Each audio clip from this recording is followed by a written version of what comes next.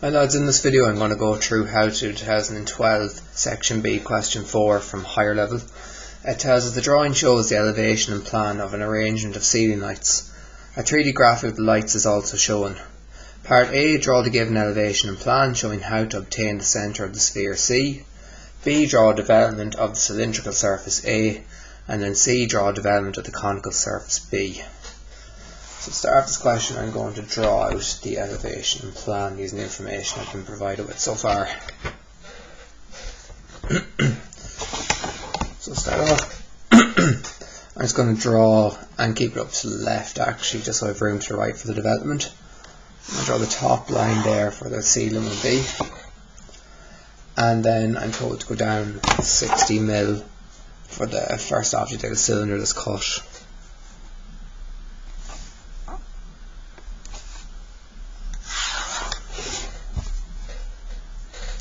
And that's cut at 30 degrees. So I take my line down there. So just focus for a sec there.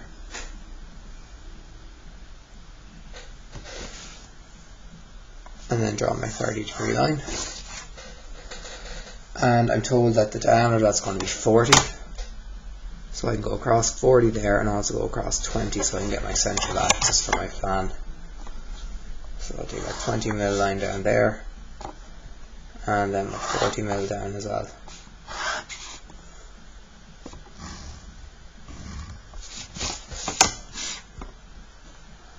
And there's the cut cylinder for the ceiling light. So you can see for the base of the cone, it's going to be starting here where that 40 mil line comes down, and it's going to be a diameter of 70. That across there, and I'll just mark off my radius as well then for taking that down to my plan, so 35, and I'll just take those two lines down as well.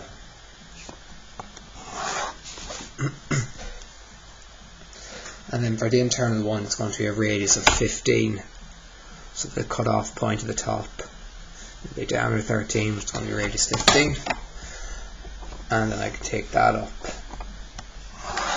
and that up as well there, and that'll give me my angle for my cut cone as well then.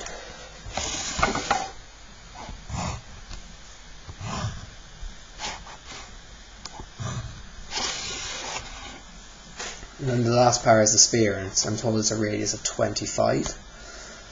So that means it's going to be 25 mil off the ground, well not off the ground, but hanging from this point here. So somewhere along this line is going to be my radius, 25 centre. I also know that's going to be 25 mil away from this line. So what you can do very simply is, you can get your set squares, draw a perpendicular line, just say from that point there, because we know the centre is going to be 25 mil away. Mark 25 mil, and that line there is always going to be 25 mil, just see that there. It's always going to be 25 mil away from this edge here, and where they meet is going to be the centre of my 25 mil radius sphere. And just find the point of contact where it occurs. It's going to be there. I can now take that 25 mil on my compass, and now I've found the position of the centre of that sphere then of radius 25. After having that there then, I can now take that centre point down to my plan and also draw it in where it hangs from the ceiling there. And then in the question it just shows an extension going on each side of the ceiling roughly is there, so you can just draw any line like that at all and just draw it in heavy, just like that. So I've all my points taken down. Now all it's a matter of doing is actually drawing my plan view of everything I see. So here's my central axis running all the way across them, and I can now start drawing in my plan views. So the cylinder is going to appear as a circle in plan.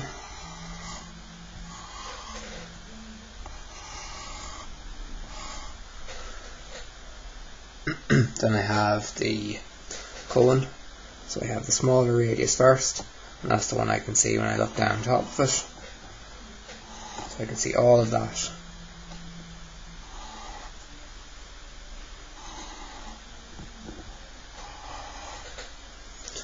And then the external one is the diameter 70.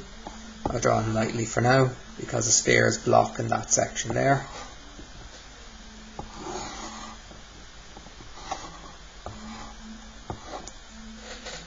And then the last one, the radius 25 here. The centre is there. I can see all of that there.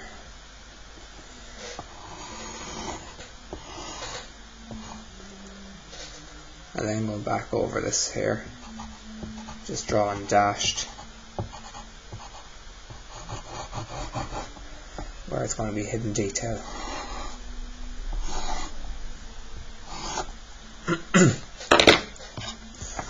And I just have that centre line run down again, so what I'll just do is take that down to where I have a stop on each side. Once again, there's no need to put actually any limit on it.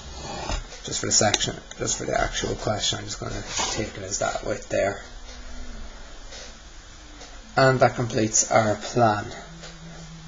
And this question actually doesn't ask for any points of contact. For example, that would be the point of contact there. If you wanted to find it in plan, I take it down. And if you wanted to show it, that's where the point of contact will be in my plan there, but it's not actually required for the question. So that's part A completed there. Part B, draw development of the cylindrical surface A. So that's this section here. What does that look like when it's rolled out flat? So what I'm going to do is I'm going to draw it to here. So I don't need to take any new heights. I have all my heights here that I need. I'm going to start at this point here.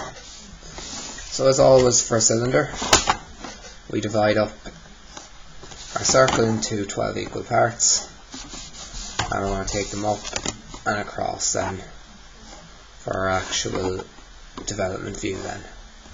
So divide it up, and what I'll do is I'll start off at the lowest point and basically have the curve going up and then back down again. So the lowest point is going to be here, so I'm going to label that as 0 and then work around this way.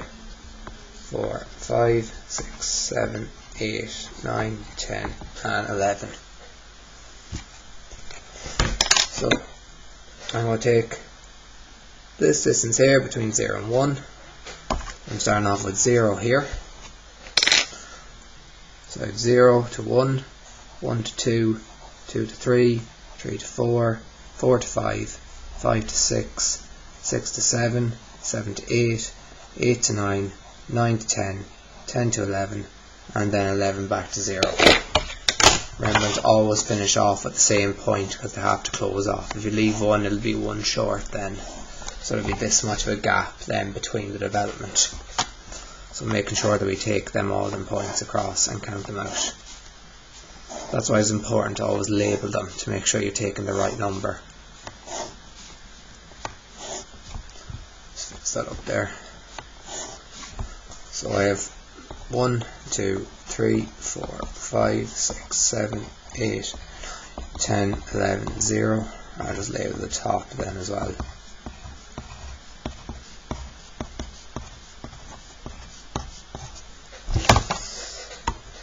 So the first one, 0.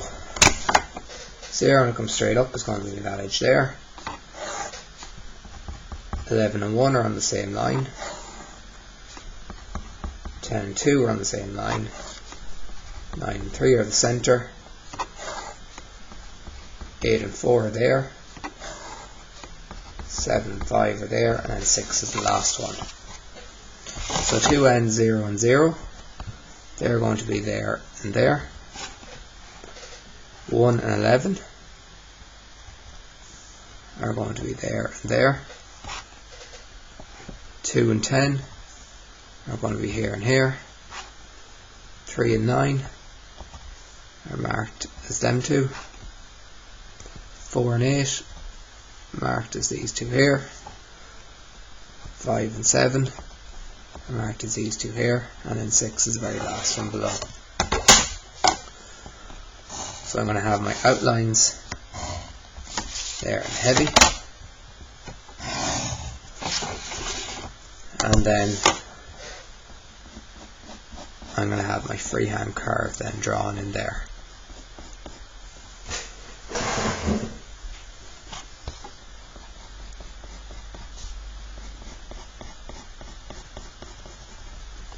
And that's my freehand curve drawn in. And I just go over it heavy then. And draw that all the way across then. And keep it as a nice straight continuous line.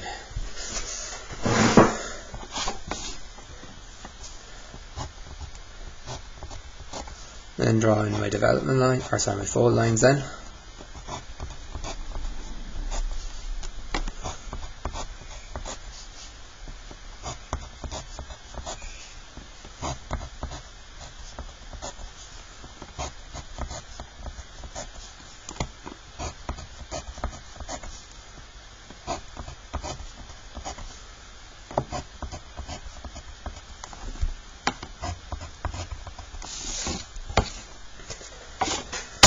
And that's part B then. So that's my development of, sorry, that surface there. So that's labelled as A and the other one labelled as B. So that's my development of surface A there. So next part, draw development of the conical surface B. So now we're actually looking at this part here. So you'll be used to doing these at this stage. All you have to do is extend it to find the true length of your extreme generator. So mine's just going slightly off the page there.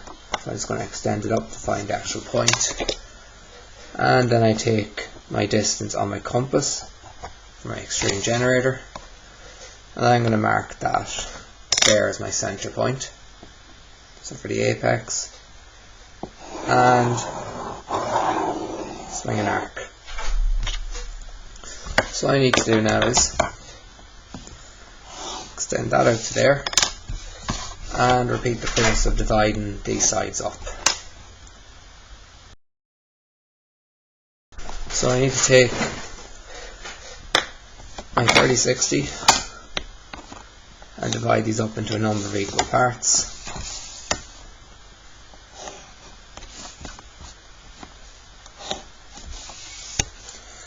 And label them again. So this time I'm going to start using letters this time.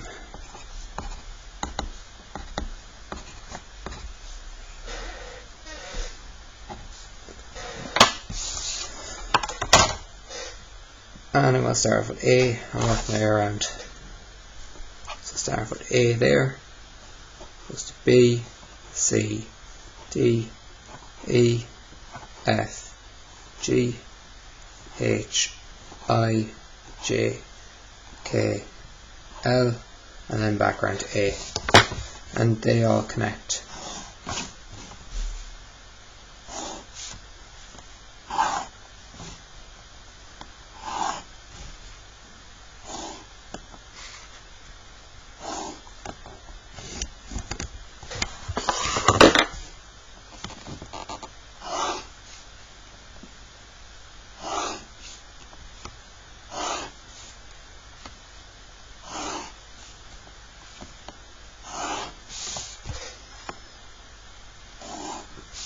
And then because it's cut, I need to take the distance. If I just tilt this down so you can see where it slightly went off. I need to take the distance now from here to here to where it's cut off. And now I can see what the actual cone looks like when it's rolled out flat after being cut.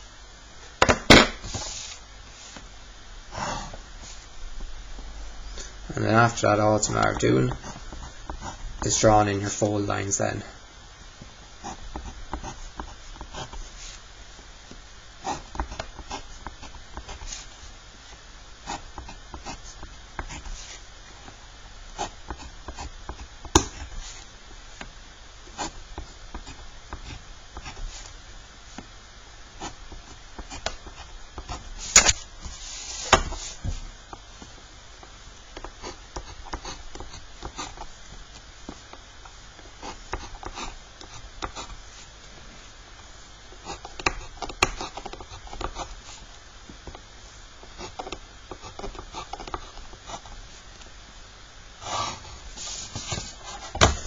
and then just label these again.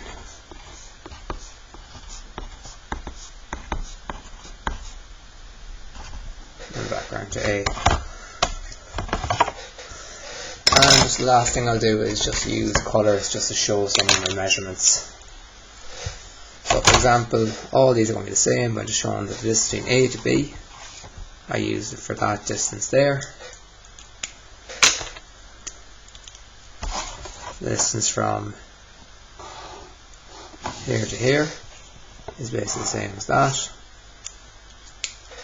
And then in green, I'm showing that, for example, the heights for 8 and 4 are the exact same as 8 there and 4 there.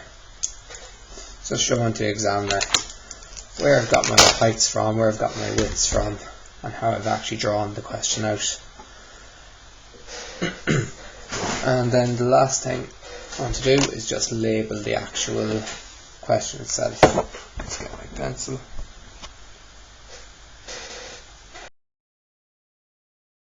And just label this as part C there. And that was the 2012 question 4. So hopefully that video helps anybody who would have been stuck on that question.